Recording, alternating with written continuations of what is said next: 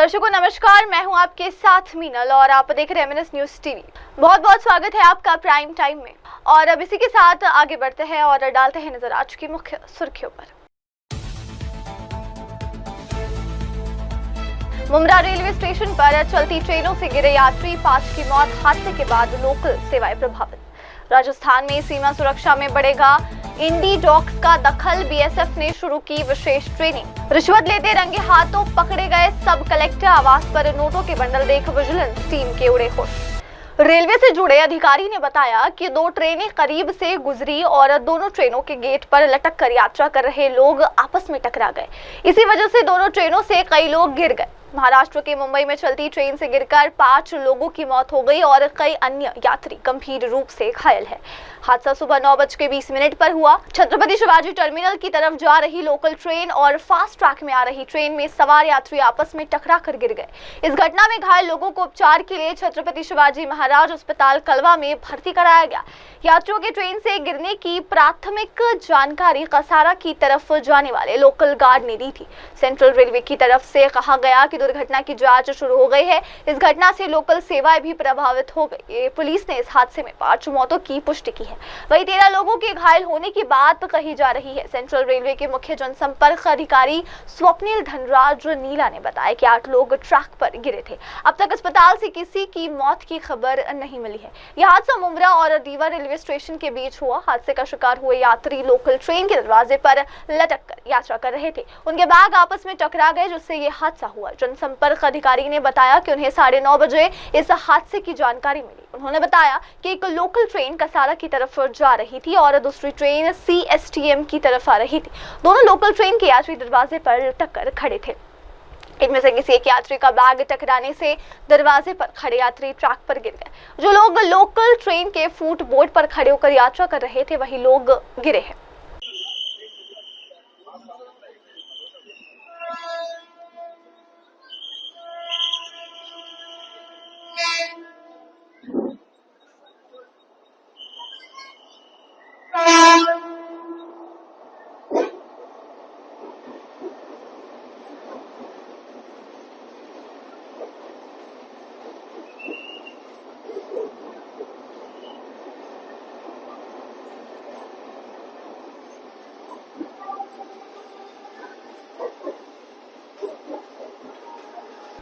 और अब अगली खबर।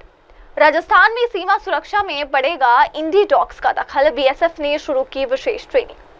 भारत पाकिस्तान सीमा पर सुरक्षा व्यवस्था को और मजबूत करने के उद्देश्य से सीमा सुरक्षा बल ने स्थानीय इंडी नस्ल के कुत्तों को प्रशिक्षण देकर सुरक्षा बलों में शामिल करने की दिशा में महत्वपूर्ण कदम उठाया है। बीएसएफ राजस्थान फ्रंटियर के आईजी एमएल गर्ग ने बताया कि प्रधानमंत्री नरेंद्र मोदी की पहल पर अब इंडी नस्ल के कुत्तों को प्रशिक्षित कर सीमा पर तैनात किया जा रहा है। आईजी गर्ग ने कहा, सबसे बड़ा कुत्ता प्रशिक्षण केंद्र national training centre for dogs Madhya Pradesh के टेकनपुर में स्थित है। यहाँ विभिन्न बलों के लिए स्निफर, विस्फोटक पहचानने वाले और गश्ती कार्यों में इस्तेमाल होने वाले कुत्तों को प्रशिक्षित किया जाता है। उन्होंने बताया कि पीएम मोदी की मंशा थी कि देश की अपनी नस्ल के कुत्तों को सुरक्षा बलों में प्राथमिकता दी जाए। इस दिशा में बीएसएफ ने इसे एक चुनौती के रूप में स्वीकार किया और अब स्थानीय नस्ल के कुत्तों को आधुनिक प्रशिक्षण देकर उन्हें सीमा की रक्षा के लिए तैयार किया जा रहा है। हमने जो हमारे बीएसएफ में डॉग ट्रेनिंग सेंटर, तो हमारा सबसे बड़ा सेंटर इसमें है, टेकनपुर में है, एनटीसीडी बोलते हैं, national training centre for the dogs, जिसमें कि हम पूरे हिंदुस्तान की पुलिस के लिए जितने भी डॉग्स ट्रेन होते हैं उनको ट्रेन करके उनको देते हैं। अब उसके बाद में इनका सीमा के ऊपर और इस्तेमाल के लिए, जैसे स्निफर डॉग्स है, जैसे एक्सप्लोसिव वाले डॉग्स हैं, जैसे पेट्रोलिंग डॉग्स हैं, तो इस तरह की अलग अलग किस्मों को जो देशी ब्रीड्स हैं, वो हमारे माननीय प्रधानमंत्री जी ने चाहा था कि हमारे जो लोकल ब्रीड्स हैं उनको ट्रेन किया जाए। तो बीएसएफ ने इसको एक चैलेंज के रूप में एक्सेप्ट किया और जो लोकल ब्रीड्स है, रामपुर हाउंड है, बहुत सारी लोकल ब्रीड्स है जो कि बहुत अच्छी नस्ल के कुत्ते हैं, डॉग्स हैं, जिनको कि ट्रेन करने के बाद में हम बहुत हर ट्रेड में इनको इस्तेमाल कर रहे हैं और वो अपने आप में एक बहुत नया एग्जाम्पल है। तो 2-3 बार में इनको जो इनिशियल ट्रेनिंग में थोड़ी सी दिक्कत आई थी, बट स्लोली जब इन्होंने एक बार पकड़ ली चीज़ को तो उसके बाद में दे आर डूइंग ग्रेट। एक तो हमारा बीकानेर में है और इसके अलावा हमने इसकी ब्रीडिंग भी करवाई है अपनी, तो वो भी हमारे इसमें कई अलग जगहों पे राजस्थान में और लगभग पूरे वेस्टर्न थिएटर में पूरे में सभी जगह किया हमने। करीब 200+ डॉग्स हमारे अंडर ट्रेनिंग है जो इसमें चल रहे हैं और उनको फिर हम आगे बटालियंस को देंगे। और अब अगली खबर, रिश्वत लेते रंगे हाथों पकड़े गए सब कलेक्टर, आवास पर नोटों के बंडल देख विजिलेंस टीम के उड़े होश। रिश्वत लेते रंगे हाथों पकड़े गए सब कलेक्टर, आवास पर नोटों के बंडल देख विजिलेंस टीम के होश उड़ गए। ओडिशा में एक सब कलेक्टर को रिश्वत लेते हुए रंगे हाथों पकड़ा गया है। धीमन चकमा 2021 बैच के भारतीय प्रशासनिक सेवा के अधिकारी है। ओडिशा के कालाहांडी जिले के धर्मगढ़ के सब कलेक्टर धीमन चकमा को रविवार को विजिलेंस ने रिश्वत लेते हुए रंगे हाथों पकड़ लिया। उन पर एक स्थानीय व्यवसायी से 10 लाख रुपए की रिश्वत लेते हुए पकड़े जाने का आरोप है। ये राशि 20 लाख रुपए की कुल मांग का पहला हिस्सा बताया जा रहा है। धीमन चकमा 2021 बैच के भारतीय प्रशासनिक सेवा यानी कि IAS के अधिकारी है। जानकारी के मुताबिक धीमन चकमा ने पीड़ित व्यवसायी को उनके सरकारी निवास पर बुलाया और 10 लाख की रिश्वत ली। नोटों की संख्या कुल 26 बंडल थी, जिनमें 100 रुपए और 500 रुपए के नोट शामिल थे। उन्होंने अपने हाथों से नोटों की गिनती की और उन्हें ऑफिस टेबल की ड्रॉर में रख दिया। बाद में जब विजिलेंस टीम ने छापा मारा तो उनके हाथ और ड्राइवर दोनों से केमिकल टेस्ट में रिश्वत की पुष्टि हुई। विजिलेंस की टीम ने अब जब उनके सरकारी निवास की तलाशी ली तो वहां से और 47 लाख की नकदी बरामद हुई। जब तक की कुल बरामद राशि 57 लाख तक पहुंच चुकी है। फिलहाल तलाशी की कार्रवाई जारी है और आगे और भी खुलासे होने की संभावना है।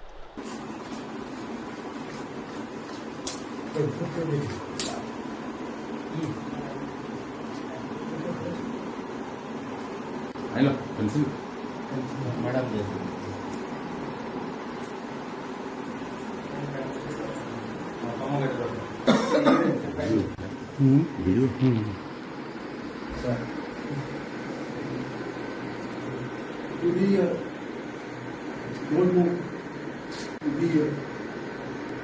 और अब अगली खबर, ज्योति मल्होत्रा और जसबीर की गिरफ्तारी से बौखलाया नासिर ढिल्लों और पाकिस्तान से जारी किया वीडियो। भारत में पाकिस्तान के लिए जासूसी करने के आरोप में ज्योति मल्होत्रा और जसबीर को गिरफ्तार किया गया है। ये दोनों पाकिस्तानी यूट्यूबर नासिर ढिल्लों के कनेक्शन में थे। वहीं दोनों की गिरफ्तारी के बाद बौखलाए नासिर ने एक वीडियो जारी किया। ऑपरेशन सिंदूर के शुरू होने के बाद से ही आतंकियों और उनसे जुड़े लोगों के खिलाफ लगातार कार्रवाई की जा रही है। इसी क्रम में देश के अंदर भी छिपे कई जासूसों को हिरासत में लेकर पूछताछ की जा रही है। वहीं यूट्यूबर जसबीर के गिरफ्तार होने के बाद पाकिस्तानी यूट्यूबर नासिर ढिल्लों काफी परेशान नजर आ रहा है। जसबीर की गिरफ्तारी के बाद नासिर ढिल्लों ने एक वीडियो जारी किया। इस वीडियो में नासिर ने जसबीर और ज्योति मल्होत्रा की गिरफ्तारी को गलत ठहराया है। हालांकि पाकिस्तान के लिए जासूसी करने वालों के साथ नासिर ढिल्लों का कनेक्शन सामने आने के बाद उसके फॉलोअर्स की संख्या तेजी से घट रही है। ये भी वजह दिख रही है कि नासिर ढिल्लों ने बौखलाहट में वीडियो बनाया है। चैनल ਉਹਦਾ ਨੰਬਰ ਹੈ, ਇਹ ਵੇਖ ਲਓ ਤੁਸੀਂ, ਇਹੀ ਨੰਬਰ ਹੈ। ਮੈਂ ਤੁਹਾਨੂੰ ਕਲੋਜ਼ ਕਰ ਵੀ ਇਹਦਾ ਡੇਟ ਵੀ ਦੱਸ ਦਵਾਂ ਵੀ 13 ਜਨਵਰੀ 2024 ਚ ਪਹਿਲਾ ਮੈਨੂੰ ਮੈਸੇਜ ਉਹਦਾ ਆਇਆ, ਸਤਿ ਸ੍ਰੀ ਅਕਾਲ ਜਾਨ ਮਹਲ ਵੀਡੀਓ ਯੂਟਿਊਬਰ, ਉਹਨਾਂ ਨੇ ਮੈਨੂੰ ਆਪਣਾ ਤਾਰਫ ਕਰਾਇਆ। ਫਿਰ ਮੈਂ ਅੱਗੋਂ ਨੂੰ ਰਿਪਲਾਈ ਕੀਤਾ, ਮੈਂ ਸਾਰੀ ਰਿਕਾਰਡਿੰਗ ਜਿਹੜੀ ਆ ਵਿੱਚ ਲਾ ਦੇਣਾ, ਤੁਸੀਂ ਸੁਣ ਲਿਓ ਵੀ ਇਹਦੇ ਵਿੱਚ ਕੀ ਗੱਲਾਂ ਬਾਤਾਂ ਮੇਰੀਆਂ ਉਹਦੇ ਨਾਲ ਹੋਈਆਂ। ਮੈਨੂੰ ਲੱਗਦਾ ਸ਼ਾਇਦ ਜਾਨਮਾਲ ਨੇ ਕੋਈ ਮੋਬਾਈਲ ਚੇਂਜ ਕੀਤਾ ਹੋਵੇ ਜਾਂ ਕੁਛ ਉਹਦੇ ਕੋਲ ਡਿਲੀਟ ਹੋ ਗਿਆ। ਮੇਰੇ ਕੋਲ ਡਿਲੀਟ ਨਹੀਂ ਹੋਇਆ, ਮੇਰੇ ਕੋਲ ਸਾਰਾ ਰਿਕਾਰਡ ਹੈਗਾ ਹਲੇ ਵੀ, ਮੇਰੀਆਂ ਕੀ ਗੱਲਾਂ ਬਾਤਾਂ ਉਹਦੇ ਨਾਲ ਹੋਈਆਂ। ਮੈਂ ਸਾਰਾ ਜਿਹੜਾ ਵਾ ਵਿੱਚ ਲਾ ਵੀ ਦੇਣਾ, ਇਹਨੂੰ ਜ਼ੂਮ ਕਰਕੇ ਮੈਂ ਲਾ ਦੇਣਾ, ਉਸ ਤੋਂ ਬਾਅਦ ਆਪਾਂ ਗੱਲ ਕਰਦੇ। ਜੀ ਵੀਰੇ, ਕੀ ਹਾਲ ਚਾਲ? ਠੀਕ ਠਾਕ, ਵਧੀਆ। ਹਾਂਜੀ ਨਾਸਰ ਜੀ, ਅਸਲਾਮ ਵਾਲੇਕੁਮ। ਤੇ ਐ ਠੀਕ ਠਾਕ ਨੇ। ਤੇ ਸਾਡੇ ਨਾ ਵੀਰੇ, ਮੈਂ ਤੇ ਫੈਮਿਲੀ ਤੇ ਲੜਕੇ ਤਿੰਨੇ ਜਿਹੜੇ ਨਾ, ਅਸੀਂ ਵਿਸਾਖੀ ਦਾ ਪ੍ਰੋਗਰਾਮ ਬਣਾਇਆ ਹੋਇਆ ਪਾਕਿਸਤਾਨ ਆਉਣ ਦਾ। ਤੇ ਫਿਰ ਮਿਲਾਂਗੇ ਤੁਹਾਨੂੰ। ਹੋਰ ਠੀਕ ਠਾਕ, ਬਹੁਤ ਸੋਹਣੀ ਤੁਹਾਡੀ ਵੀਡੀਓ ਹੁੰਦੀ, ਅਸੀਂ ਦੇਖਿਆ। ਆਪਣਾ ਟਰੈਵਲ ਕਪਲ ਵੀ ਆਇਆ ਸੀ ਸਾਡੇ ਕੋਲ ਤੇ ਬਹੁਤ ਚੰਗੇ ਲੱਗੇ ਸਾਰੀ ਵੀਡੀਓ। ਆਜੋ ਆਜੋ ਭਾਜੀ, ਵੈਲਕਮ ਵੈਲਕਮ ਜਨਾਬ, ਜ਼ਰੂਰ ਆਓ।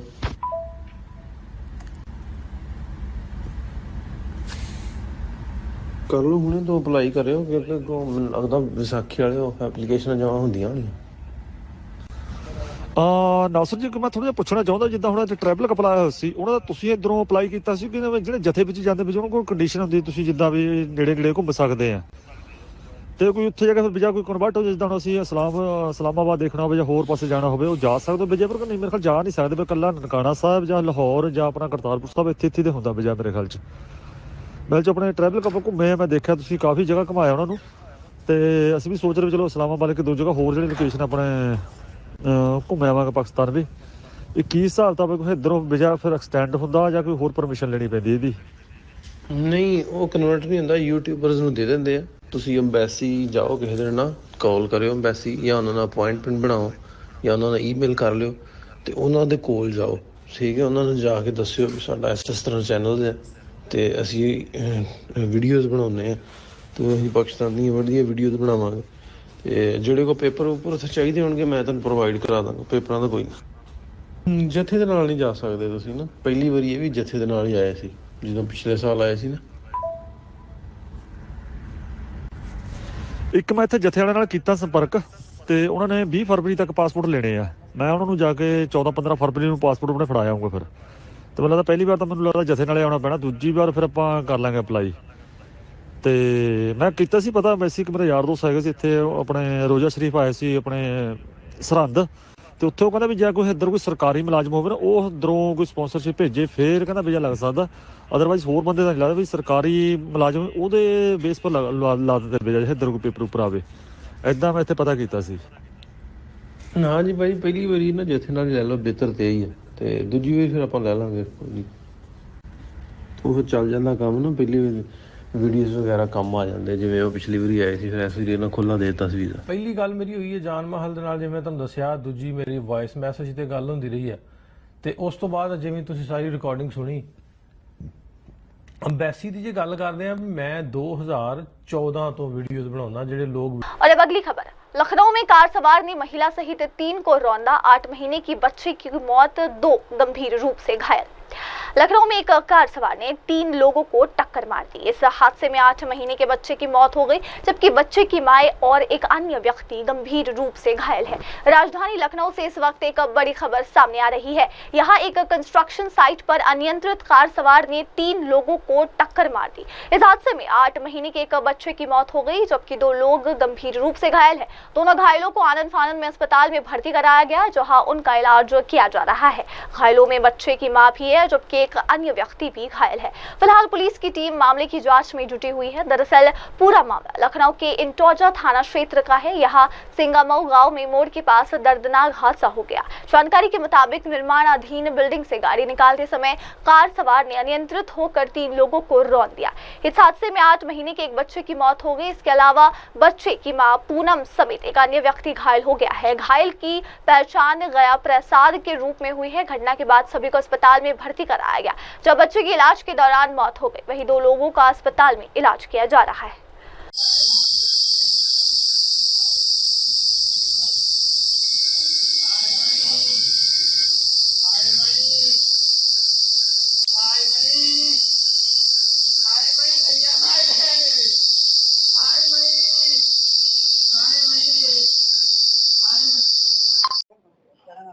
राम दुलारे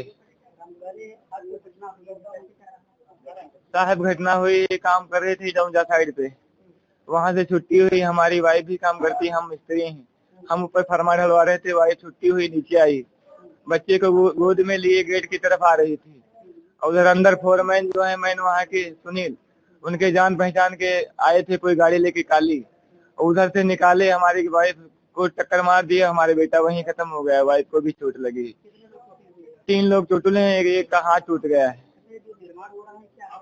यहाँ पे होटल बन रहा है जी। हमारे सिर्फ ठेकेदार आए, बाकी कोई वहाँ का नहीं आया। नहीं, वहाँ पे हमारे साइड पे तो लगभग सरिया और सेटिंग वाले मिला के 150 हैं। हम जिस साइड में काम कर रहे हैं वहाँ पे 70-100 आदमी लगभग आज की है, यही 5 बजे के बाद। यहाँ अस्पताल में पहुंची, वहाँ तो सर हम जान नहीं सकते क्योंकि हम वहाँ से चले आए हैं। और अब अगली खबर, ग्रेटर नोएडा में दादरी के विधायक की बेटी पर घर में घुसकर मारपीट के आरोप, गाड़ी टकराने के बाद हुआ विवाद। यूपी के ग्रेटर नोएडा में घर में घुसकर मारपीट का मामला सामने आया है। इस घटना के आरोप दादरी के विधायक तेजपाल नागर की बेटी पर लगे हैं। यूपी के ग्रेटर नोएडा से हैरान करने वाला मामला सामने आया है। यहाँ दादरी के विधायक तेजपाल नागर की बेटी पर मारपीट का आरोप लगा है। इस मामले की शिकायत पुलिस से भी की गई और मामला दर्ज करवाया गया। ग्रेटर नोएडा की पूर्वांचल हाइट्स सोसाइटी में गाड़ी टकराने के विवाद ने हिंसक रूप लिया है। इसमें एक पक्ष की महिलाओं ने दूसरे महिला के घर में घुसकर मारपीट की। इस घटना में महिला घायल हुई है और पुलिस ने शिकायत दर्ज की है। पीड़ित पक्ष के अतुल कुमार गुप्ता ने बताया कि उनकी पत्नी और बेटी बाजार से लौट रही थी, तभी सोसाइटी के पास दो महिलाओं ने उनकी गाड़ी रोक ली। उन महिला का आरोप है कि अतुल कुमार गुप्ता की गाड़ी ने उनकी गाड़ी में टक्कर मारी। इस बात पर दोनों पक्षों में बहस शुरू हो गई। अतुल कुमार गुप्ता के अनुसार जब उनकी पत्नी और बेटी घर पहुंची तो कुछ देर बाद एक गाड़ी में सवार 3 महिलाएं उनके फ्लैट में जबरन घुस आई और उनकी पत्नी व बेटी के साथ मारपीट की। इस हमले में उनकी पत्नी और बेटी घायल हो गई। मारपीट और गाली गलौज करने बाद वो मौके से चले गए।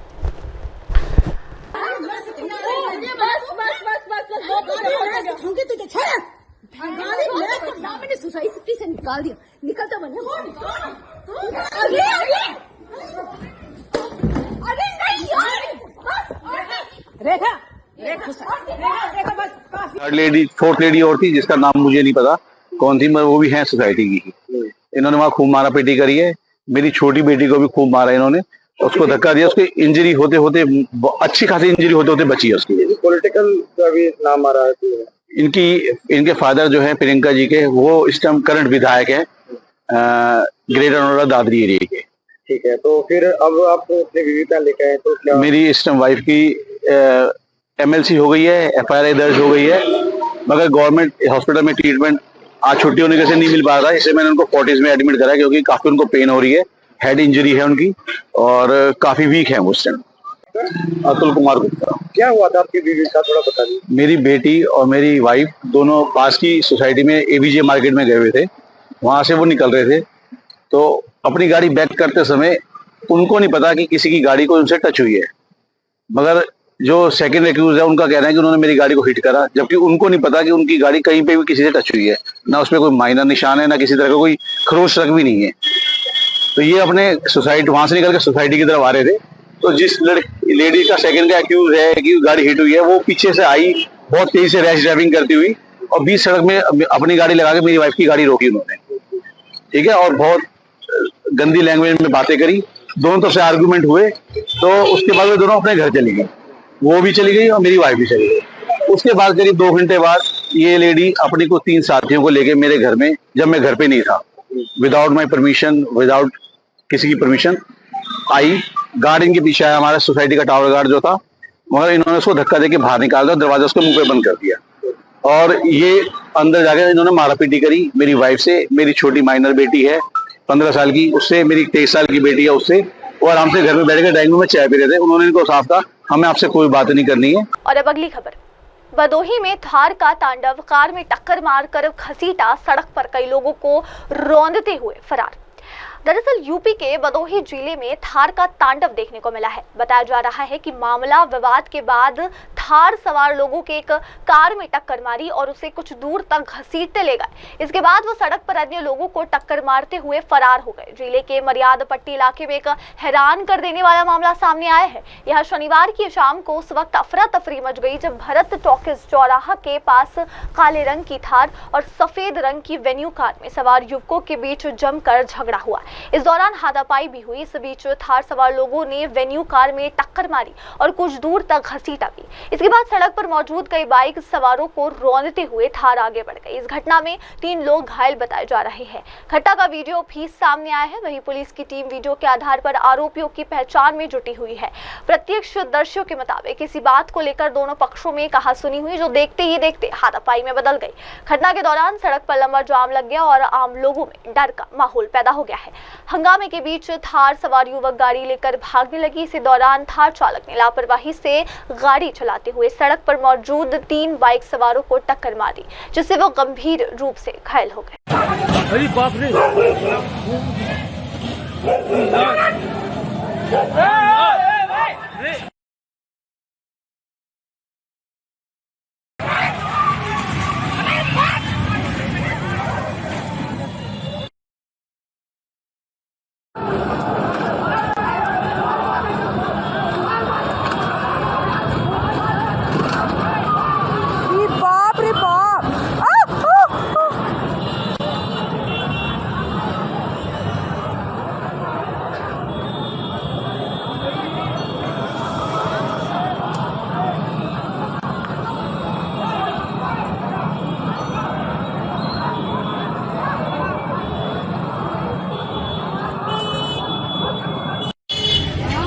के वारदात पे 2 लोग। एक मिनट क्या नाम है?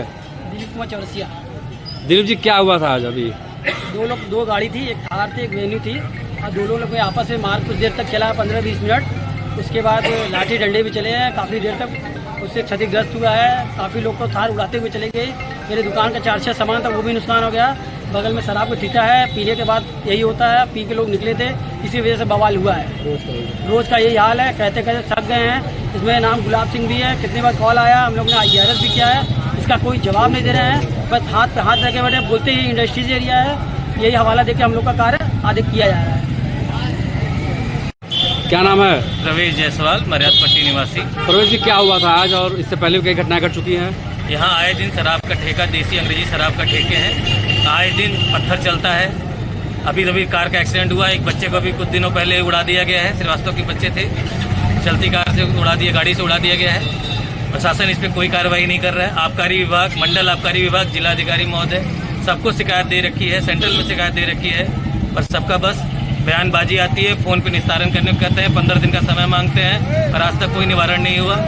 भदोही ठेकेदार भदोही की अलग अलग जगहों से फ़ोन करवाते हैं, पूछते हैं क्या समस्या है, सिर्फ फ़ोन पे ही सुध ली जाती है, ज़मीनी स्तर पे कोई कार्रवाई नहीं होती। किसी दिन किसी के बच्चे मर जाएंगे तब प्रशासन जागेगा, ऐसा इनका काम है। यहाँ कहते हैं कि ये इंडस्ट्रियल एरिया में आता है, ये कह के निवारण कर देते हैं शिकायतों का। 6 करोड़ का यहाँ रेवेन्यू है ऐसा कहते हैं, जबकि ये इंडस्ट्रियल एरिया में नहीं आता है। हमने तो उनसे कहा भी था कि इससे नहीं आता, लेकिन कोई सुनवाई नहीं। भदोही SDM, भदोही तहसीलदार RTI का जवाब तक नहीं दे रहे हैं। आए दिन रोज़ यहाँ कांड होते हैं, पहले तो नहीं होते थे, अब तो रोज़ होते हैं। प्रशासन कोई सुध नहीं ले रहा है इस बारे में। बगल में मंदिर भी है, तब भी बगल में मंदिर है, 280-90 मीटर की दूरी पे ही मंदिर है, 200 मीटर की दूरी पे मस्जिद है, 2 मस्जिद है, लेकिन कोई कार्रवाई नहीं। जब प्रशासन इसके ऊपर कोई जिम्मेदारी नहीं ले रहा है। क्या कहना चाहेंगे? मुख्यमंत्री से क्या मांग है आपकी? मुख्यमंत्री जी से मांग यही है कि प्रशासन कम से कम सुप्रीम कोर्ट के आदेश का यहाँ पालन तो कराएं। प्रशासन तो एकदम तार कर के रखा है। यहाँ पे ठेका हटाने के लिए बहुत साल पहले भी किया गया था, लेकिन आज तक कुछ नहीं हुआ। और अब अगली खबर। तिरुवनंतपुरम में श्री चित्रा तिरुनाल संस्थान में उपकरणों की कमी से सर्जरी स्थगित, केंद्रीय मंत्री सुरेश गोपी ने कहा। Shri Chitra Tirunal institute for medical sciences and technology में यानी कि SCTMST में आवश्यक चिकित्सा उपकरणों की कमी के चलते कई सर्जरियों के स्थगित होने की खबरों पर केंद्रीय मंत्री सुरेश गोपी ने स्थिति स्पष्ट करते हुए कहा कि यह मामला मीडिया में जरूरत से ज्यादा बढ़ा चढ़ाकर पेश किया गया है। मंत्री सुरेश गोपी ने कहा, संस्थान के बाहर मीडिया के माध्यम से जो मुद्दा उठाया गया है उसे उसके वास्तविक आकार से कहीं अधिक बढ़ा चढ़ाकर पेश किया गया है। ये उतना बड़ा मामला नहीं है, लेकिन कुछ समस्या थी। हमने इस पर बैठक की और गंभीर विचार विमर्श किया। उनमें से 99% समस्याएं अब हल हो चुकी है। उन्होंने आगे भरोसा दिलाया कि हालात जल्द सामान्य हो जाएंगे, 1 हफ्ते के भीतर सब कुछ सामान्य हो जाएगा। गोपी ने कहा, उन्होंने ये भी बताया कि संबंधित कैबिनेट मंत्री इस पूरे मामले की समीक्षा करेंगे और जो खामियां सामने आई है उन पर विचार किया जाएगा। अब केंद्रीय मंत्री की ओर से मिले आश्वासन से उम्मीद की जा रही है कि जल्द ही संस्थान की सेवाएं सामान्य रूप से बहाल हो जाएगी। The issue that is raised outside the institution through media has been blown up beyond a proportionate size. It is not so huge, but there are issues. There were issues. So we had a sitting on and deliberating on all those issues very seriously. And 99% of the issues are resolved as it is, and it is only a matter of time as to whether it will happen tomorrow, day after, or I can assure you that it will happen and will take a normal pace, smooth pace in another week's time. Not a revamp. I'm not the person to do it. But the flaws that have risen will be thought of by the cabinet, responsible ministers in the cabinet. I will take the report to them. In 7 days' time, the supplies can happen from tomorrow onwards, relying on the type of content of the material, all that, which belongs to the medical technicians. So they will sit with the suppliers, and I think they will start working from today evening. No, I'm not supposed to. I'm not supposed to. Thank you. और अब आगे चलते हैं और देखते हैं अगली खबर। तमिलनाडु के लोग डीएमके को सत्ता से करेंगे बेदखल, अमित शाह का स्टालिन सरकार पर हमला। दरअसल तमिलनाडु में 2026 में होने वाले विधानसभा चुनाव को लेकर भारतीय जनता पार्टी भाजपा ने अपनी रणनीति पर काम शुरू कर दिया है। मदुरई दौरे पर पहुंचे केंद्रीय गृह मंत्री अमित शाह ने स्टालिन सरकार पर बड़ा हमला बोला। उन्होंने कहा कि 2026 में यहां भाजपा AIADMK गठबंधन की एनडीए सरकार बनेगी। मैं दिल्ली में रहता हूं लेकिन मेरे कान हमेशा तमिलनाडु पर रहते हैं। एमके स्टालिन कहते हैं कि अमित शाह डीएमके को नहीं हरा सकते, वही सही कह रहे हैं। मैं नहीं बल्कि तमिलनाडु की जनता आपको हराएगी। उन्होंने दावा किया कि साल 2026 के चुनाव में तमिलनाडु और पश्चिम बंगाल में एनडीए की सरकार बनेगी। आज तमिलनाडु भारतीय जनता पार्टी के मंडल और जिला के चुने हुए सभी प्रतिनिधि के सम्मेलन में मैं आप सभी का हृदय पूर्वक स्वागत करता हूं। இன்று நம் பாரதிய ஜனதா கட்சியில் மண்டல் ஜில்லா இந்த பகுதியில் எல்லாம் தேர்வு செய்யப்பட்டிருக்கும் உங்கள் அனைவரையும் சந்திக்கும் இந்த கூட்டத்தில் கலந்து கொள்வதில் நான் மகிழ்ச்சி அடைகிறேன்। मेरे साथ मंच पर उपस्थित तमिलनाडु भारतीय जनता पार्टी के प्रदेश अध्यक्ष श्री नयनार नागेंद्र जी, जिन्होंने बहुत अच्छे तरीके से पार्टी को आगे बढ़ाया, ऐसे हमारे पूर्व अध्यक्ष के अन्नामलाई जी,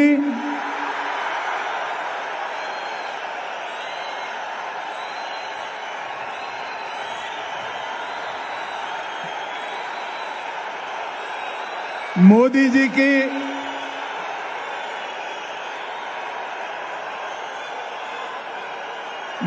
जी की मंत्री परिषद में मेरे साथी डॉक्टर एल मुरुगन जी,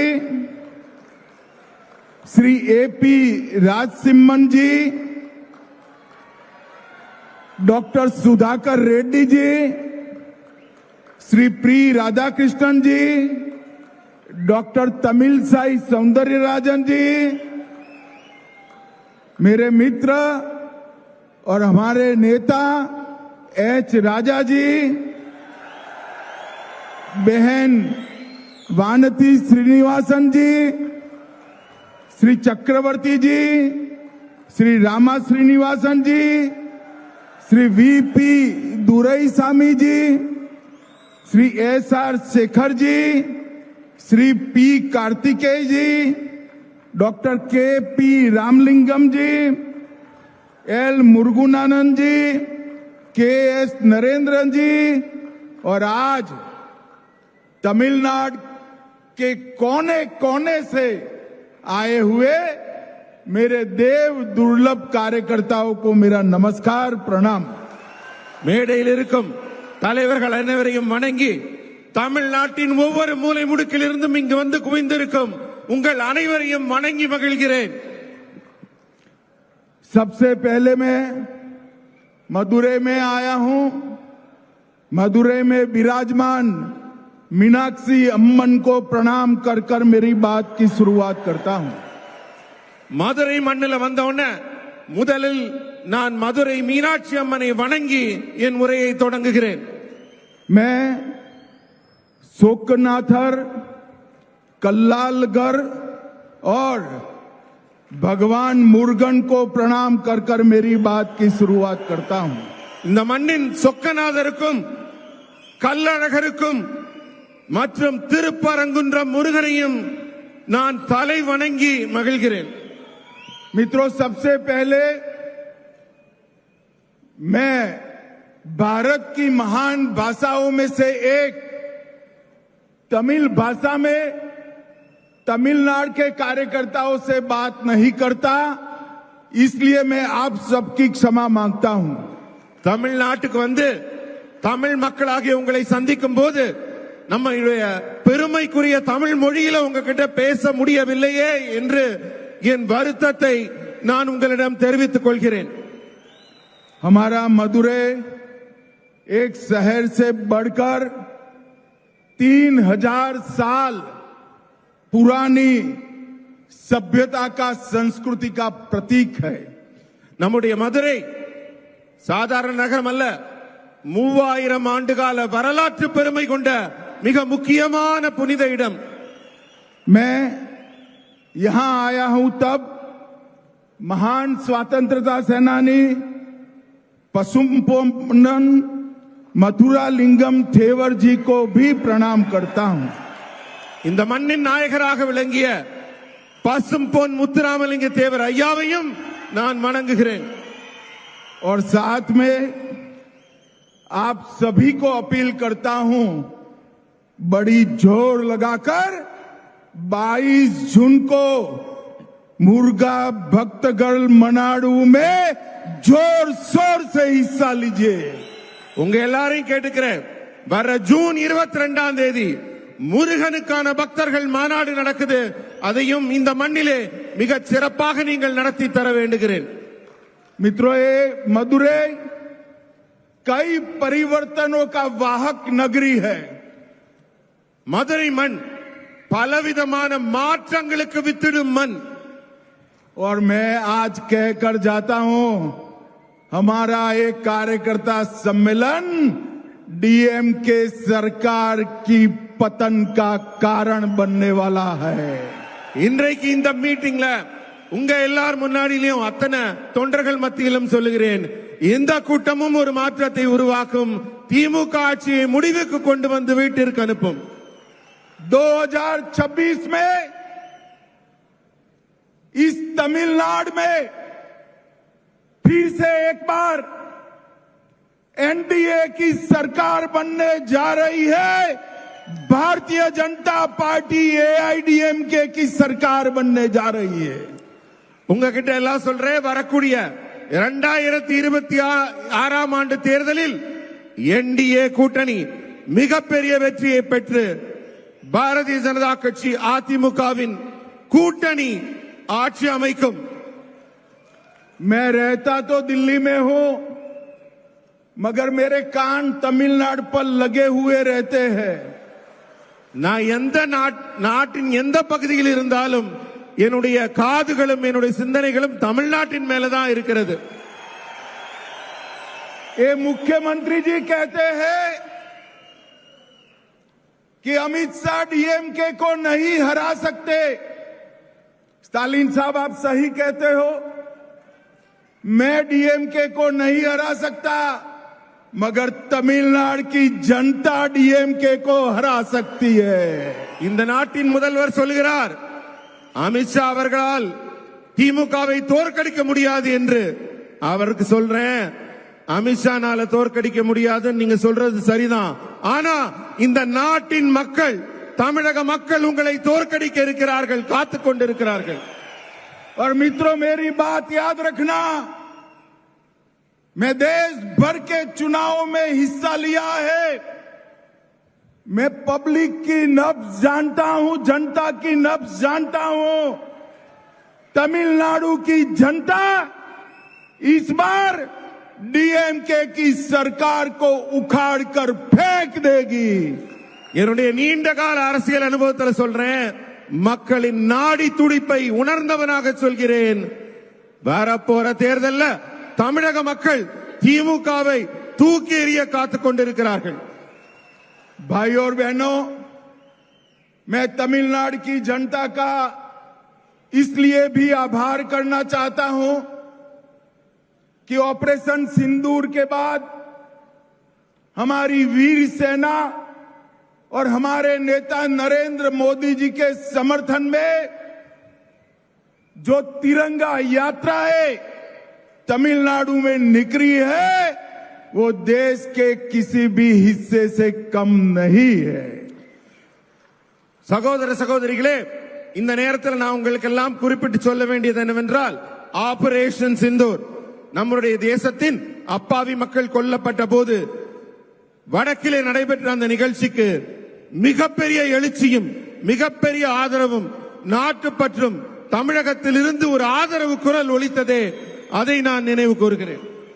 और मित्रों, पहलगांव में आतंकवादियों ने हमारे निर्दोष नागरिकों की हत्या की, धर्म पूछकर हत्या की, और मोदी जी के नेतृत्व में हमारी तीनों सेनाओं ने पाकिस्तान के घर में घुसकर आतंकवादियों को सफाया करने का काम किया है.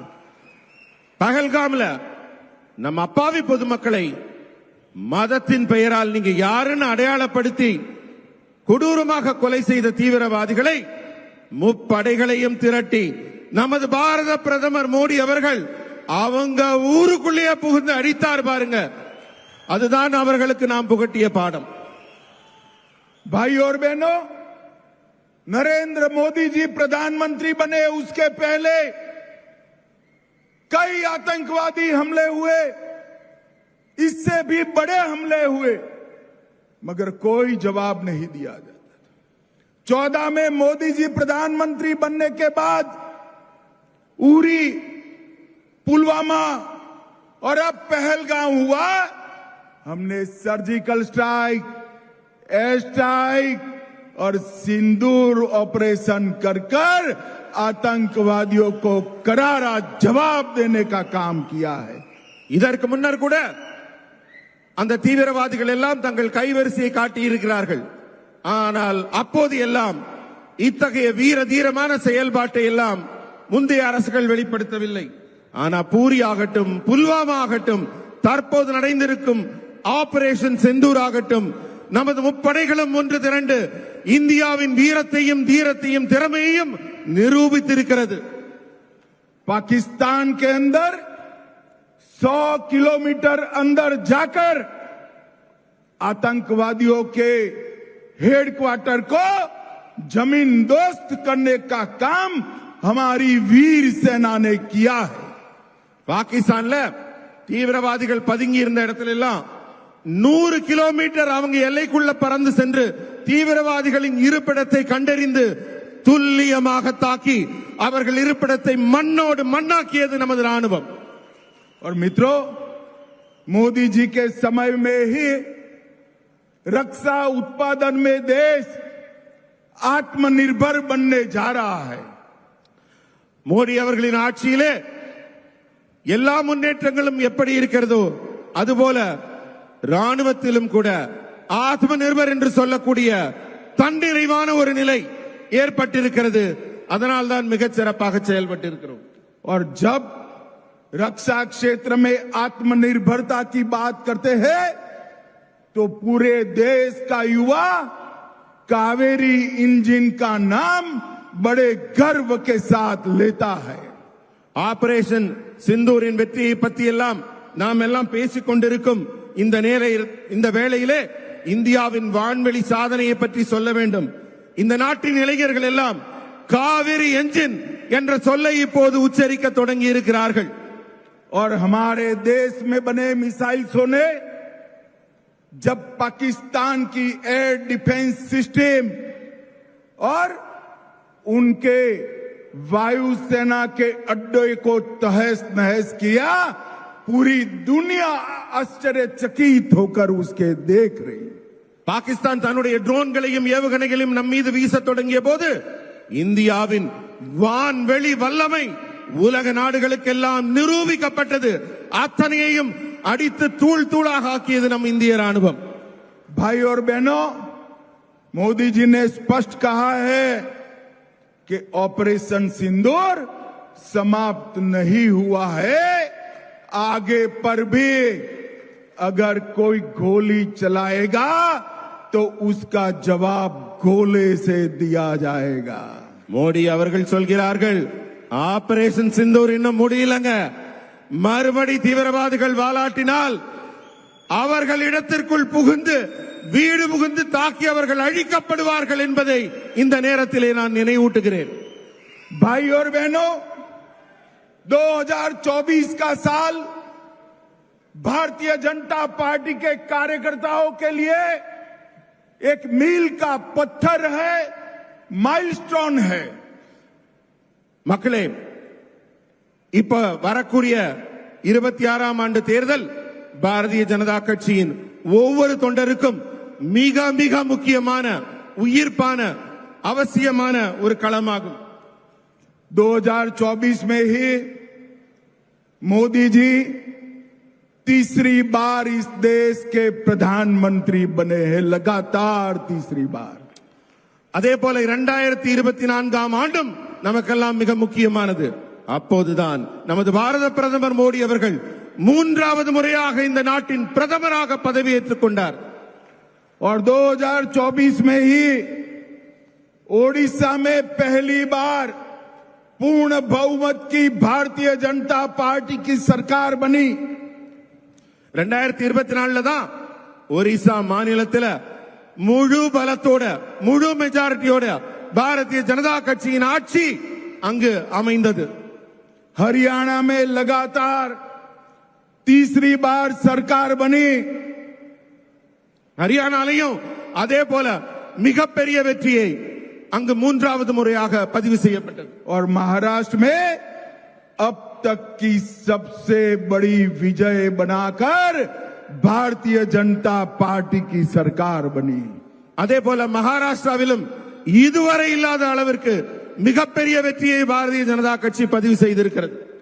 और 2025 में 27 साल के बाद दिल्ली में केजरीवाल जी को हटाकर भारतीय जनता पार्टी की सरकार बनी.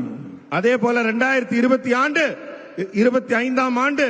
மிகப்பெரிய சாதனை செய்யப்பட்டது. டெல்லியில அரவிந்த் கெஜ்ரிவால் அவர்களின் ஆட்சி 27 ஆண்டுகளுக்கு பிறகு டெல்லியில் பாரதிய ஜனதா கட்சி ஆட்சி அமைத்திருக்கிறது. और 2025 में दिल्ली में सरकार बनी, 26 में तमिलनाडु की बारी है. 25ல டெல்லியில எப்படி ஆட்சி அமைச்சோமோ அதே போல நண்பர்களை 2026 தமிழகத்தில் பாரதிய ஜனதா கட்சியின் ஆட்சி கண்டிப்பாக மலரப் போகிறது.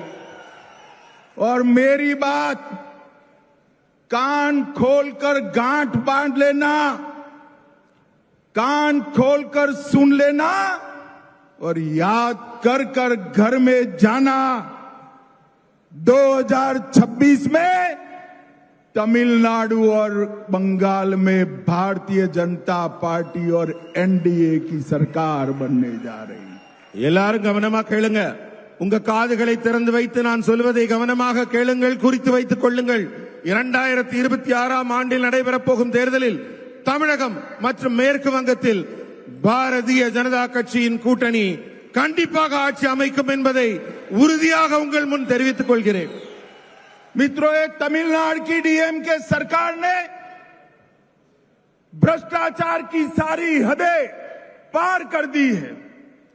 இங்க ஆட்சியில் இருக்கிற திமுக ஊழல் ஊழல் ஊழல் என்று ஊழலில் தான் திளைத்துக் கொண்டிருக்கிறது. मोदी जी ने गरीब तमिल नागरिकों के लिए भेजा 450 करोड़ रुपया का पोषण का किट. उन्होंने एक कंपनी को देकर बहुत बड़ा घपला किया और गरीबों के पेट पर लात मारने का काम किया है. இந்த திமுகவின் ஆட்சி மத்திய அரசிலிருந்து மோடி அவர்கள் ஏழை மக்களுக்காக கொடுக்கும் பணத்தை கூட மக்களின் நலனுக்காக செலவிடாமல் அந்த பணத்தை எல்லாம் மடைமாற்றி அவர்களுக்கு கிடைக்க வேண்டிய நன்மைகளை கிடைக்காமல் செய்வதைத்தான் செய்து கொண்டிருக்கிறார்கள். 4600 करोड़ रुपए का रेती का खनन का घोटाला किया. आज तमिलनाडु का गरीब से गरीब आदमी एक कमरा भी ज्यादा बनाना है तो महंगी रेत खरीदकर डीएमके पार्टी की तिजोरी में पैसा जाता है. இன்றைக்கு இந்த திமுக ஆட்சியில ஏழைகள் விலைவாசி ஏற்றத்தாலும் அவங்க வாழ்வாதாரங்களுக்கு ஏற்பட்டிருக்கும் அச்சத்தாலும் அவர்கள் வாழ முடியாத சூழலில் அவர்கள் மத்திய அரசின் திட்டங்கள் கிடைக்காத சூழலில் தவித்துக் கொண்டிருக்கிறார்கள். और मित्रों, टास्मैक घोटाला 39,000 करोड़ का घोटाला हुआ, 39,775 करोड़।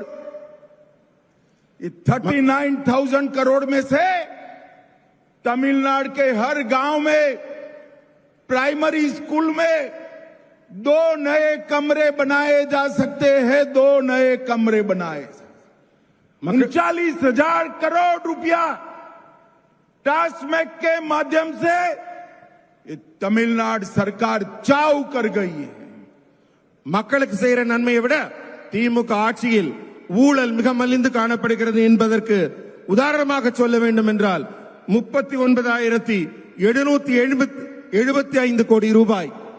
मित्रों, मेरे पास उनके घोटालों की बड़ी सूची है, मगर मैं इसमें समय बिगाड़ना नहीं चाहता।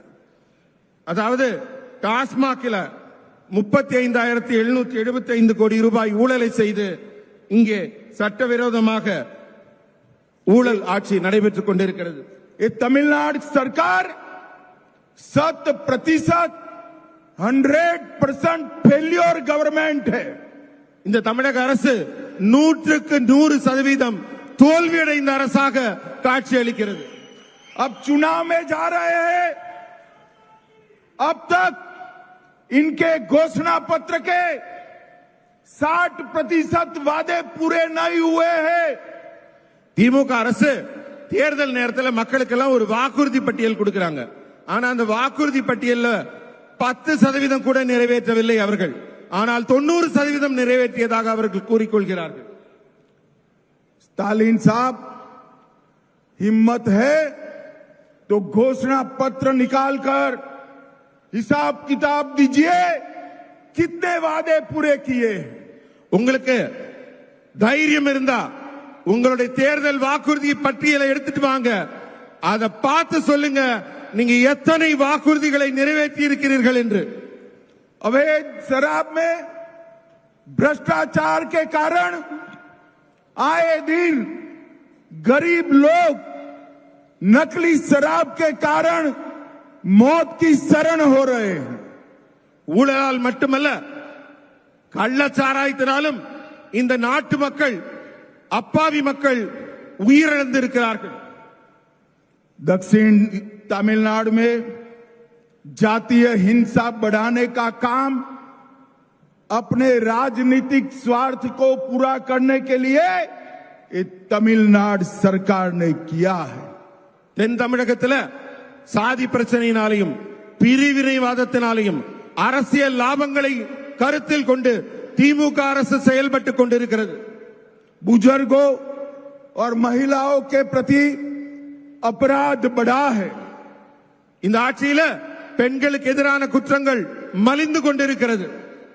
नशा तस्कर और ड्रग के माफिया तमिलनाडु के युवाओं को बर्बाद करने पर तुले हैं। இந்த நாட்டின் இளைஞர்களுக்கு வாய்ப்புகள் இல்லாமல், வேலைகள் இல்லாமல் அவர்கள் துன்பத்தில் இருக்கும் நிலைதான் தொடர்ந்து கொண்டிருக்கிறது। और तमिलनाडु सरकार में मुख्यमंत्री जी को इसकी कोई परवाह नहीं। தமிழ்நாட்டின் முதல்வருக்கு இது பற்றிய எந்த ஒரு அக்கறையுமோ கவலையுமோ கொஞ்சம் கூட இல்லை। भाइयों बहनों, तुष्टीकरण की भी हद होती है। मैं आज यहां आया हूं तब भगवान मुर्गन से जुड़ी हुई पहाड़ी को सिकंदर हिल मानने की हिम्मत ये डीएमके सरकार ने की है। 1000 ஆண்டு காலம் பழமையுள்ள நம்ம திருப்பரங்குன்றம் முருகரின் அறுபடை வீடான அந்த மலையை சிக்கந்தர் மலை என்று சொல்லக்கூடிய துணிச்சல் இந்த திமுக அரசுக்கு வந்திருக்கிறது। सालों से भगवान मुर्गन के भक्त यहां पर अपनी श्रद्धा व्यक्त करते हैं। பல ஆயிரம் ஆண்டுகளாக முருக பக்தர்கள் வழிபட்டு வந்த வழிபாட்டு தலத்தை இதுபோல அரசியல் லாபம் கருதி, பிரிவினைவாதம் கருதி இந்த அரசு செயல்படுத்தி வருகிறது। और भाइयों बहनों, मैं तमिलनाडु की जनता को करबद्ध विनंती करने आया हूं कि मुर्गा भक्तगल मनाडू में बढ़ चढ़कर हिस्सा लेकर इनको अपनी ताकत का परिचय कराइए, भक्तों की ताकत का परिचय कराइए। நான் உங்ககிட்ட எல்லாம் அன்போடு வேண்டிக் கொள்வதெல்லாம் வர ஜூன் 22ஆம் தேதி முருக பக்தர்கள் மாநாடு நடக்குது. நீங்க ஒவ்வொருவரும் பெருந்திரளாக கலந்து கொண்டு நம்மளுடைய ஒற்றுமையையும் வலிமையையும் அந்த மாநாட்டில் காட்ட வேண்டும் என்று கேட்டுக்கொள்கிறேன்.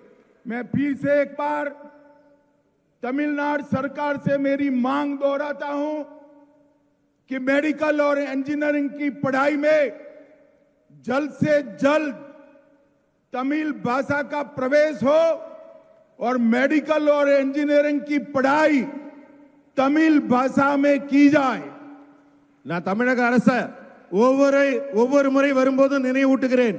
தமிழ்நாட்டில் தமிழ் தமிழ் என்று பேசிக் கொண்டிருக்கும் நீங்கள் பாடத்திட்டத்தை ஏன் தமிழில் செய்ய மறுக்கிறீர்கள்? உயர் கல்வி அனைத்தையும் தமிழில் செய்வதற்கு என்ன தடை இருக்கிறது? விரைவில் நான் தமிழக அரசை கேட்பதெல்லாம் இன்ஜினியரிங் பாடத்திட்டம் உடனடியாக தமிழில் இயற்றப்பட வேண்டும். और भाइयों बहनों, मैं आज स्टालिन जी को यह भी अपील करने आया हूं. हमारे मोदी जी ने सेंगोल को संसद में स्थान देकर पूरे तमिलनाडु का सम्मान किया है. कभी मोदी जी को एक धन्यवाद का पत्र लिख देना भाई. நான் ஸ்டாலின் அவர்களை கேட்கிறேன், தமிழ்நாட்டின் மரபு சின்னமான மன்னர்கள் கையாண்ட அந்த செங்கோலை நாட்டின் உயர்ந்த இடத்திலே கொண்டு சென்றாரே நம் பாரத பிரதமர் மோடி அவர்கள், அவர்களுக்கு நீங்கள் ஒற்றை வரியாவது தமிழ் மரபை உயர்த்தி பிடித்த மோடி அவர்களுக்கு நன்றி சொன்னீர்களா? भाइयों बहनों, जब मोदी जी प्रधानमंत्री बने,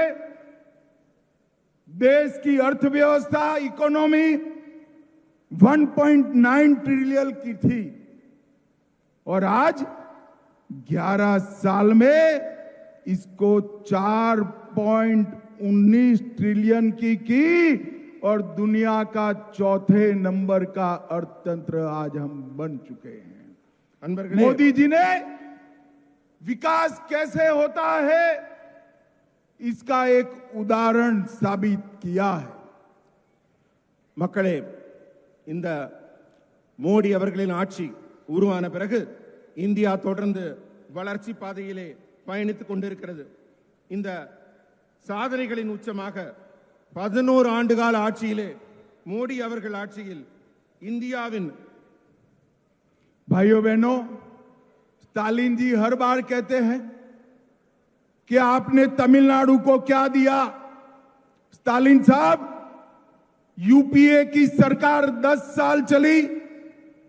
यूपीए सरकार ने तमिलनाडु को 10 साल में 1,53,000 करोड़ रुपया दिया और भारतीय जनता पार्टी की सरकार ने 10 साल में 6,80,000 करोड़ रुपया दिया. 6,80,000 करोड़. 10 ஆண்டுகள்ல மோடி அவர்கள் ஆட்சியில 4.19 ட்ரில்லியன் வளர்ச்சியை கண்ட நம்மளுடைய பாரதம் இதுக்கு முன்னாடி எப்படி நடந்தது யூபிஏ ஆட்சியில எண்ணி பார்த்தால் 10 ஆண்டு கால ஆட்சியில யூபிஏ அரசு தமிழ்நாட்டுக்கு கொடுத்த பணம் 1,53,00,000 ரூபாய் மட்டுமே.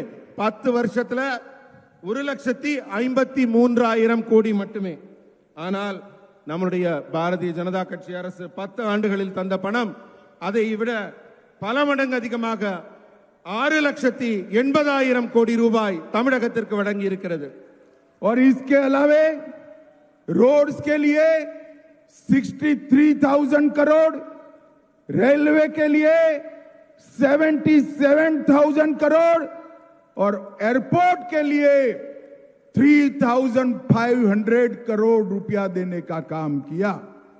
சாலைகள் மேம்பாட்டிற்காக 63,000 கோடியும், கட்டுமான பணிகளுக்காக 77,000 கோடியும், ஏர்போர்ட் கட்டுவதற்காக 3,500 கோடியும் மத்திய அரசு தமிழகத்திற்கு நேரடியாக வழங்கி இருக்கிறது. भाइयों बहनों, आज तमिलनाडु के हर शहर से, हर गांव से मेरे मंडल के कार्यकर्ता आए हैं. यहां से आप जब आपके गांव में जाएंगे, शहर में जाएंगे, टाउन में जाएंगे, मेरा आपसे एक ही अनुरोध है, जब तक तमिलनाडु में डीएमके सरकार को नहीं हटाते, हम किसी को आराम करने का अधिकार नहीं. பல ஊர்களிலிருந்து பல பகுதிகளிலிருந்து இங்கு திரளாக வந்திருக்கும் பாரதிய ஜனதா கட்சியின் தொண்டர்களாகிய உங்கள் ஒவ்வொருவரையும் நான் கேட்பது என்னவென்றால், நீங்க திரும்ப ஊருக்கு போவீங்க, உங்களுடைய எண்ணம், உங்களுடைய சிந்தனை, உங்களுடைய செயல்பாடு எல்லாம் எப்படி இருக்க வேண்டும் என்றால், திமுக ஆட்சியை எப்படி அகற்றப் போகிறோம், எப்போது அகற்றப் போகிறோம், என்ன செய்ய வேண்டும் என்ற சிந்தனையில் நீங்கள் தொடர்ந்து இருக்க வேண்டும். और मित्रों, इस बार हमने तय किया है कि 2026 का चुनाव भारतीय जनता पार्टी एआईडीएमके के साथ मिलकर लड़ेगी, एनडीए के साथियों के साथ मिलकर लड़ेगी. அன்பர்களே, வரப்போகிற 2026ஆம் ஆண்டுக்கான தேர்தல் நம்முடைய பாரதிய ஜனதா கட்சியும் இங்கே கூட்டணி ஆட்சியில அதிமுகவுடன் இணைந்து என்டிஏ கூட்டணி இங்கு தேர்தலை சந்திக்க இருக்கிறது. मुझे बताइए, सभी कार्यकर्ता संकल्प करते हैं कि इस बार तमिलनाडु में डीएमके को हटाना है. நீங்க எல்லாரும் எனக்கு இப்ப பதில் சொல்லுங்க. நீங்க அத்தனை பேரும் திமுகவை ஆட்சியிலிருந்து அகற்ற தயாராக இருக்கிறீர்களா? तो मेरे साथ जोर से दोनों हाथ उठाइए. எல்லாரும் ரெண்டு கைகளையும் மேல தூக்கி உரக்க நான் சொல்றத சொல்லுங்க. विजय के संकल्प की मुट्ठी बींचिए. வெற்றிக்கான உறுதிமொழியை எடுத்துக் கொள்ளுங்கள். और प्रचंडवाद से बोलिए. உரத்த குரலில் சொல்லுங்கள். भारत माता की वंदे मातरम, वंदे मातरम, वंदे मातरम. भारत माता की जय.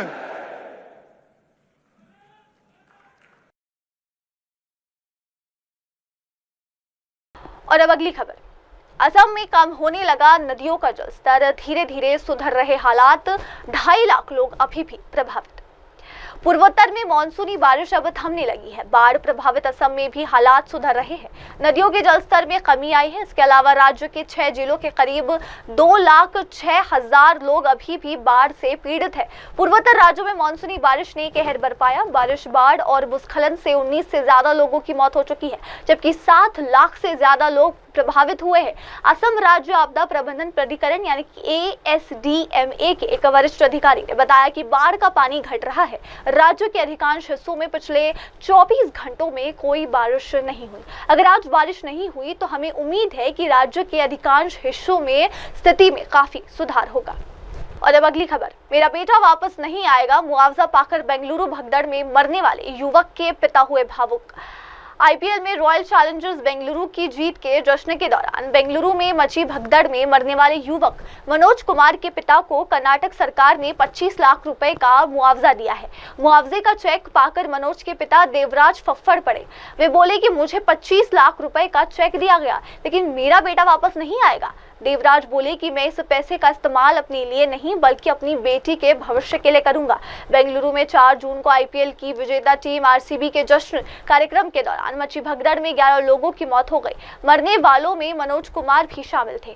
तुमकर के उपायुक्त और जिला मजिस्ट्रेट शुभ कल्याण ने बताया कि मृतक मनोज कुमार के पिता को मुख्यमंत्री राहत कोष से 25 लाख रुपए की अनुग्रह राशि दी गई है। डीएम ने बताया कि मनोज के लिए उनके पिता के कई सारे सपने थे। वो टॉपर थे और उससे SSLC में 85% से अधिक अंक प्राप्त हुए थे। उसे नौकरी के लिए विदेश जाना था, लेकिन पिता के सपने पूरे नहीं कर सका। अब आगे बढ़ते हैं और देखते हैं अगली खबर।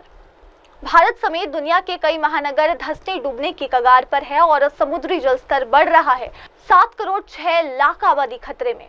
भारत समेत दुनिया के कई महानगरों पर तेजी से धंसने और डूबने का खतरा मंडराने लगा। समुद्र के बढ़ते जल स्तर से जूझ रहे स्तर तेजी से अपनी जमीन खो रहे हैं। एक अंतर्राष्ट्रीय शोध में सामने आया है कि एशिया, अफ्रीका और अमेरिका के दर्जनों महानगर हर साल औसतन 1 सेंटीमीटर या उससे अधिक धंस रहे हैं, जिससे करोड़ों की आबादी बाढ़, जल भराव और संरचनात्मक अस्थिरता जैसे जोखिमों की चपेट में आ गई। भारत की मुंबई, सूरत, चेन्नई, कोलकाता और अहमदाबाद भी इस संकट में शामिल है, जहां लाखों लोग ऐसी जमीन पर रह रहे हैं जो हर साल नीचे जा रही है। सिंगापुर स्थित नानयांग टेक्नोलॉजिकल यूनिवर्सिटी यानी कि NTU के शोध में खुलासा हुआ कि दुनिया के कई समुद्र तटीय शहर तेजी से धंस रहे हैं और ये प्रक्रिया बेहद चिंताजनक है। अध्ययन में एशिया, अफ्रीका, यूरोप और अमेरिका के 48 महानगरों को शामिल किया गया। इन सभी में एक बात समान है, समुद्र का बढ़ता जल स्तर और जमीन का तेजी से नीचे जाना। और अब आगे बढ़ते हुए देखते हैं अगली खबर। चंद्रबाबू नायडू बोले, पीएम मोदी के सिवा कोई नहीं दे सकता ऑपरेशन सिंदूर को अंजाम, वक्फ कानून पर भी खोलकर बोले। आंध्र प्रदेश के मुख्यमंत्री एन चंद्रबाबू नायडू ने ऑपरेशन सिंदूर के मामले में खुलकर पीएम मोदी की सराहना की है। उन्होंने कहा, मोदी सरकार के लिए एक बड़ी उपलब्धि है, कोई और नेता इतनी सटीकता से ये काम नहीं कर सकता। एक टीवी चैनल को इंटरव्यू में नायडू ने कहा, प्रधानमंत्री नरेंद्र मोदी ग्लोबल लीडर है। पीएम मोदी ने भारत और पाकिस्तान के बीच सैन्य संघर्ष को रोकने में भूमिका निभाई। नायडू ने कहा, पहलगाम में हुआ आतंकी हमला दुर्भाग्यपूर्ण था, पतियों को उनकी पत्नियों के सामने मार दिया गया। पीएम मोदी ने इसके जवाब में भारत के सैन्य अभियान का नाम ऑपरेशन सिंदूर रखा। ऐसा उन्होंने भारतीय महिलाओं की भावनाओं का सम्मान करने और पहलगाम हमले में शामिल आतंकवादियों से बदला लेने के लिए किया। और अब अगली खबर। झुग्गी बस्तियों की टूट पर राजनीति, क्या केजरीवाल के लिए साबित होगा ये नया अवसर? दरअसल दिल्ली में अवैध बस्तियों पर चल रहे बुलडोजर पर भाजपा आप में तकरार जारी है। मुख्यमंत्री रेखा गुप्ता कहा करती है कि ध्वस्तीकरण अदालत के आदेशों के अंतर्गत किया जा रहा है, सरकार इसमें कुछ नहीं कर सकती। लेकिन आम आदमी पार्टी के नेता संजय सिंह और सौरभ भारद्वाज इस पर लगातार बयानबाजी कर रहे हैं। इन नेताओं का कहना है कि सरकार ने झुग्गियों की जगह नए मकान देने का वादा किया था, लेकिन वो झुग्गियों को तोड़ रही है। अरविंद केजरीवाल ने अपनी राजनीतिक यात्रा इसी तरह आम आदमी के मुद्दे उठाकर की थी। उन्होंने लोगों के बड़े बिजली के बिल देने से साफ इनकार करवा दिया था और लोगों से ये वादा किया था कि सत्ता में आने पर वे बिजली के बिल माफ कर देंगे। वे बिजली के खंभों पर चढ़ गए और बिजली के तार काटने लगे। इसी तरह पानी और स्वास्थ्य जैसे मुद्दे उठाकर उन्होंने अपनी राजनीति को आगे बढ़ाया। वे सफल हुए और दिल्ली के मुख्यमंत्री बन गए। और अब आगे बढ़ते हुए देखते हैं अगली खबर। जानलेवा गर्मी में भारत, भीषण लू से गंभीर हो रहे हालात, सिस्टम की खामी से सटीक आंकड़ों का अभाव। भारत में गर्मी जान ले रही है। इन दिनों भीषण लू और गर्मी से हालात बिगड़ते जा रहे हैं, मगर सिस्टम की खामी से मरने वाले के सही आंकड़े सामने नहीं आ पा रहे। हालात ये है कि देश में 3 अलग अलग सिस्टम गर्मी से मरने वालों के अलग अलग आंकड़े देते हैं। इसके चलते तमाम लोगों की मौत का न गर्मी से रिपोर्ट किया जाता है और न ही उनको मुआवजा मिल पाता है। इन दिनों देश में खूब गर्मी पड़ रही है। लगातार भीषण लू और गर्म हवाएं लोगों को तड़पा रही है। लोग दम भी तोड़ रहे हैं, मगर पुरानी रिपोर्टिंग प्रणाली से मरने वालों की सही संख्या सामने नहीं आ पा रही। इसके चलते मौतों की संख्या कम करने और इससे बचाव के उपायों पर काम नहीं हो पा रहा। बिना सटीक आंकड़ों के न तो सरकार प्रभावी योजना बना सकती है और न ही समय पर कार्रवाई कर सकती है। देश में 3 अलग अलग विभाग हीट स्ट्रोक या गर्मी से संबंधित मौतों की निगरानी करते हैं। स्वास्थ्य मंत्रालय के तहत राष्ट्रीय रोग नियंत्रण केंद्र यानी कि NCDC और गृह मंत्रालय के तहत राष्ट्रीय अपराध रिकॉर्ड ब्यूरो गर्मी से मरने वालों का डाटा देता है। और अब फिलहाल के लिए बस इतना ही। अब लेते एक छोटा सा ब्रेक के बाद लौटेंगे और जानेंगे देश दुनिया की तमाम बड़ी खबरें। तब तक के लिए आप जुड़े रहे मेरी सहयोगी शिवा के साथ और देखते रहिए MNS न्यूज TV। नमस्कार। हाय हेलो नमस्कार, मैं हूं पंकज विष्णु और आप देख रहे हैं MNS न्यूज।